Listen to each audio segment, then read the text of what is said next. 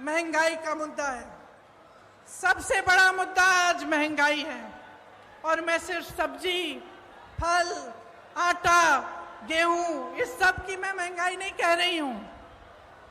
ये तो है ही, जब टमाटर 150 रुपए में आप खरीद नहीं सकते तो ये तो है ही। लेकिन इस महंगाई से किस तरह आपकी कमर तोड़ी जा रही है उसकी बात कर रही हूं। मैं वो बात कर रही हूं कि जब घर में इतनी बारिश हो रही है, आजकल छत से कुछ पानी गिर रहा है, आपको मरम्मत करवानी है, वो मरम्मत महंगी हो गई है। आपको किसी के घर जाना है, कुछ ले जाना है उनके लिए, वो खरीदना मुश्किल हो गया है। आपके बच्चों की फीस भरना मुश्किल हो गया है। इतनी बारिश में जो बच्चे स्कूल पाठशाला तक जा रहे हैं उनके लिए छाता खरीदना मुश्किल हो गया है। आपके पूरे जीवन पर एक बहुत बड़ा बोझ बन गई है ये महंगाई। तो ये सिर्फ टमाटर के भाव की बात नहीं है, ये बात आपके जीवन की है कि किस तरह आप गुजारा कर पा रहे हैं। मैं समझ नहीं पा रही हूं। मेरी बहनें यहां बैठी हैं, सबसे बड़ा बोझ इन पर है। समाज का बोझ, महंगाई का बोझ मेरी बहनें उठाती हैं सबसे ज्यादा। आज रसोई के लिए सामान खरीदना है, तेल खरीदनी है, वो भी नहीं मिलती। गैस का सिलेंडर मिलता तो था, उसमें गैस भरना ही मुश्किल हो गया है।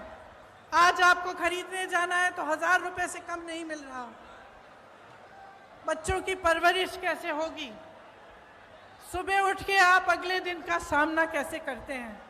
कोई बीमार पड़ जाता है तो घबराहट उनकी भी होती है और इस बात की भी होती है कि मैं दवाई कहाँ से खरीद के लाऊं।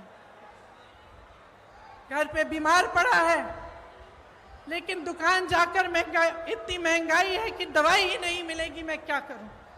आज ये है आपकी परिस्थितियां। तो इस बीच मुझे उचित नहीं लगता कि यहां आकर मैं फिजूल की बातें करूं, मैं दूसरों की बार बार आलोचना करती रहूं। मुझे ये उचित लगता है कि हर चुनाव में, हर प्रदेश में, हर गांव में, हर मोहल्ले में जब कोई नेता जाता है तो उसे जनता के मुद्दों पर बात करना पड़ेगा। उसको बताना पड़ेगा कि ये महंगाई क्यों है, कि महंगाई के साथ साथ इतनी बेरोजगारी क्यों है, कि एक ऐसी सरकार क्यों है आज हमारे देश में जिसने पूरी की पूरी देश की संपत्ति 1 या 2 बड़े बड़े बिजनेस वालों को बेच दी। जहां से आपको रोजगार मिलता था, उन कंपनियों को जब इन्होंने अपने मित्रों को सौंपा तो उनको मालूम होगा कि आप बेरोजगार होंगे। आपको रोजगार कहां से मिलता था? पीएसयू से मिलता था, बड़ी बड़ी जो सरकारी कंपनी थी उनसे मिलता था। आपको रोजगार खेती की कमाई से मिलता था, आपको रोजगार सेना से मिलता था, आपको रोजगार छोटे छोटे व्यापार से मिलता था। आज परिस्थितियां क्या हैं? जो बड़ी बड़ी कंपनियां हैं वो तो सारी सौंप दी इन्होंने अपने दोस्तों को। सेना की भर्ती का क्या किया अग्निवीर का आप जानते हैं। आपका ये जो क्षेत्र है, ग्वालियर का क्षेत्र, रानी लक्ष्मीबाई जी का क्षेत्र है, यहां से तमाम वीर जवान जाकर हमारे सरहद पे खड़े होते हैं। आप जानते हैं सबसे अच्छी तरह कि जब से अग्निवीर की स्कीम आई और 4 साल की सेना में भर्ती कराई गई, तब से क्या स्थिति है। मैं कुछ हरियाणा के नौजवानों से मिली, उन्होंने मुझे बताया कि ट्रेनिंग से ही लोग वापस जा रहे हैं घर।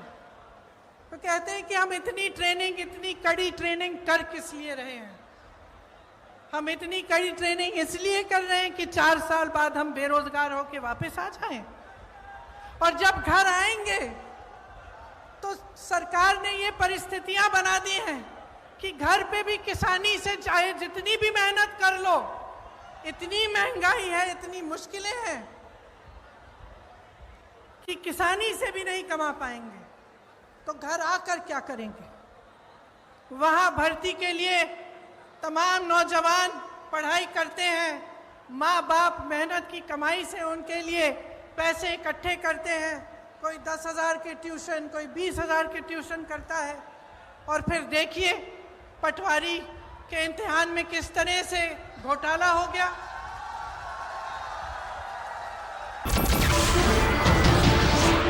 नमस्कार, मैं हूं मानक गुप्ता। अगर आपको हमारा ये वीडियो पसंद आया हो तो इसे लाइक और शेयर जरूर करें, और हाँ, हमें सब्सक्राइब और फॉलो करना ना भूलें ताकि आप देश और दुनिया की कोई खबर मिस ना करें। तो जुड़े रहिए हमारे साथ और देखते रहिए News 24।